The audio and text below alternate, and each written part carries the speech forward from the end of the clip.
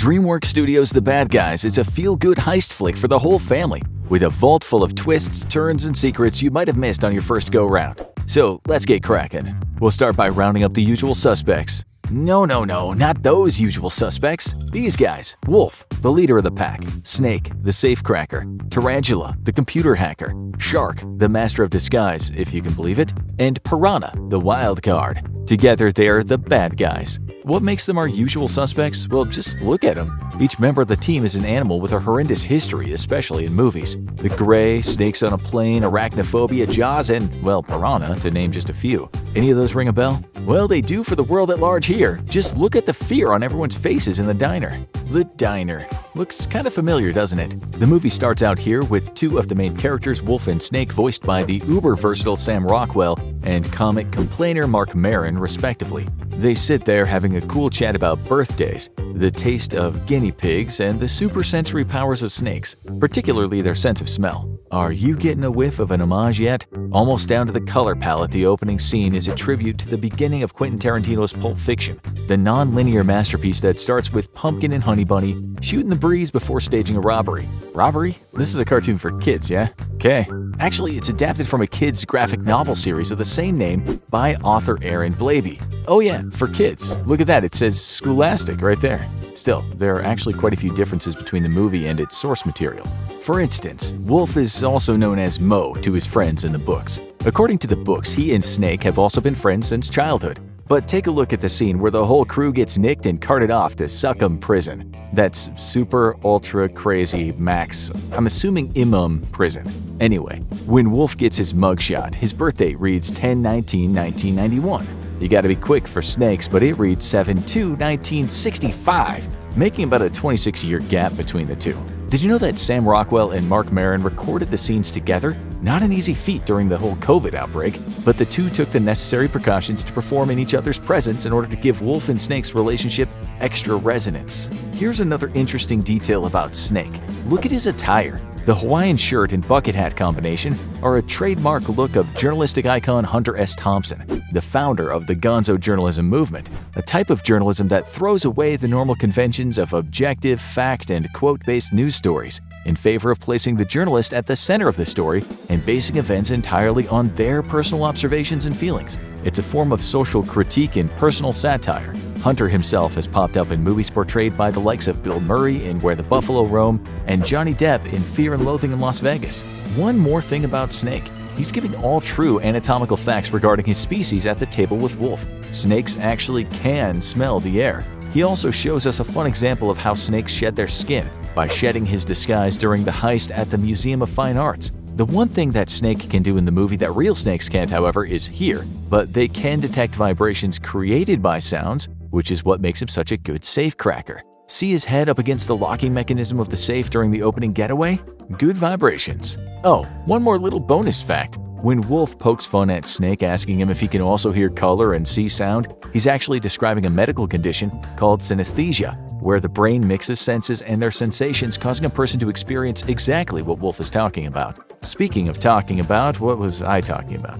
Oh yeah, the differences between the books and the movie. One glaring difference can be found in the character of Tarantula, voiced by rapper, comedian, actor, but not bottled water Aquafina. So what's the big deal? In the comics, she's a he and his nickname is Legs, but in the film, to play more on the fact that she's a computer hacker and probably to cut down on the misogyny, her nickname was changed to Webs, like the internet, and 'cause she's a spider, hardy har har. Did you know that this isn't Aquafina's first heist flick? She stole more than just wallets. She stole scenes from her high-profile co-stars as Constance in Ocean's 8, the spin-off of the Ocean series starring Sandra Bullock as Debbie Ocean, the younger sister to master thief Danny Ocean in the series. The Bad Guys also take some stylistic and story cues from the Ocean series. Anytime we see the heist rundown, from the music to the split screens, even the final big reveal twist, these sequences mirror the operations of Danny Ocean and his crew in Oceans 11, 12, and 13. Is it really any wonder why Wolf seems like a Clooney clone himself? They both pull heists for personal reasons, by now a cliché no-no for characters in this genre. Clooney himself plays a stop-motion anti-hero in Wes Anderson's The Fantastic Mr. Fox, a heist film in its own right. Even the characters jokingly refer to Clooney with regard to Wolf. When Wolf decides to really pour on the charm for Governor Diane Foxington, Shark remarks that he's going to go the full Clooney on her, but Diane's a little too sly for that. Merely seconds later, she shoots Wolf down, saying, "Don't Clooney me, Wolf." Diane Foxington, voiced by actor Zazie Beetz, is a shift from her character in the comics, called Ellen Fox. She's taken a more political role as governor in the movie, and she's a strong proponent of turning the bad guys good. In the comics, she's a special agent in the Shadow Squad G, and originally operated in the International League of Heroes. She's also a martial arts master. See? Not one thing at all like her character in the movie. Nope, not one bit. That's not to say that she doesn't have moves of her own. Check out Fox and Wolf as they cut a rug at the gala for goodness. Did you know that even though you're watching computer-generated models, the filmmaker still enlisted the help of a professional choreographer? Not just any choreographer, but Susan Meisner, who choreographed and featured in the limited series Fosse Verdon, which starred none other than Sam Rockwell as the legendary director and choreographer Bob Fosse. Sam showed off some moves of his own in another romantic action comedy as the zany twinkle-toed ex-contract killer Francis to Anna Kendrick's Martha in Mr. Right. I don't think even Clooney's got those moves. Wolf convinces his crew to act like they're moving away from crime in order to avoid punishment after getting caught trying to steal the Golden Dolphin. The team is more than skeptical, of course. Shark even goes so far as to ask Wolf if he got hit in the head. He says that his cousin got hit in the head by an anchor. Sound familiar? That's because it happened in another DreamWorks animated film, Shark Tale, to the character Frankie, voiced by Michael Imperioli.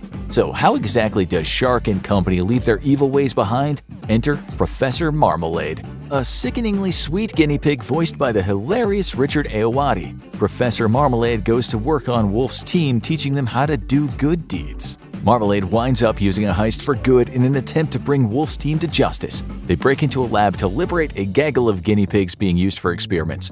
Get a load of Wolf's disguise. He's wearing a sheep onesie. He's both literally and figuratively a wolf in sheep's clothing. That's not the only familiar wardrobe we find Wolf in. Moments earlier, Marmalade tries to get Piranha to walk Wolf safely across the street. Wolf, of course, is dressed like Old Granny, much like the evil wolf in the tale of Little Red Riding Hood. The costumes aren't the only on-the-nose references concerning Wolf. Another aspect of his training to be a good boy involves saving a kitten from a tree, an act of goodness that's become a trope, thanks to the late screenwriter Blake Snyder and his book Save the Cat, the last book on screenwriting that you'll ever need. Sly marketing. In the book, Snyder suggests the key to connecting an audience to your protagonist is to have the protagonist do a good deed in the opening moments of the film, for example, saving a cat. If you think that bit of advice is money, check out this little detail. As Wolf breaks the fourth wall and brags about how awesome his buddy Snake is, pay close attention to the shot of the $100 bills after Snake breaks into the vault. That's no Benjamin on those stacks of greenbacks.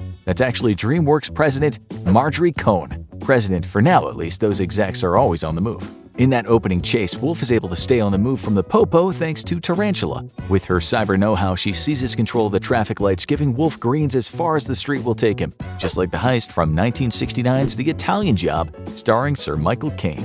The whole chase itself is said to be a tribute to the 1968 Steve McQueen classic Bullitt, where McQueen rams around the streets of San Francisco in a 1968 Ford Mustang Bullitt GT. According to the Internet Car Movie Database, Wolf's ride is a hybrid between a Chevy Camaro, an AMC Javelin, of course a Ford Mustang, but also quite possibly a Nissan Silvia. If you want one more movie car chase reference, take a look at the absurd amount of cops on Wolf's tail. Yes, pun absolutely intended. The police force is a nod to the 1980 comedy The Blues Brothers, starring John Belushi and Dan Aykroyd. Listen to the cops during the chase, and later at the gala, they even scream "Hut, hut, hut" like the police in The Blues Brothers. The head of the police department is Police Chief Misty Luggins, voiced by Alex Borstein, who might sound familiar to you. She voices a dainty lady named Lois Griffin on a little show called Family Guy. Maybe you heard of it. Chief is always one step behind Wolf and his team, and she's desperate to see him behind bars and prove herself as the head of the department. If there's anyone looking to prove themselves, it's director Pierre Perifel. Having cut his teeth as an animator and in the art department for films such as Curious George, Monsters vs. Aliens, and the Kung Fu Panda series, Bad Guys marks his animated feature debut as director, and leave his mark he did. Take a look at the wall on the right side as Wolf plows past the disguised shark at the construction site. That bold black tag reads Pierre. The tag can also be seen in the background as Diane makes her way into the bad guy's hideout. I hope you liked this video and found some awesome new details you hadn't seen yet in DreamWorks' The Bad Guys. Make sure you subscribe to Movie Logic for more daily movie facts, trivia, and Easter eggs.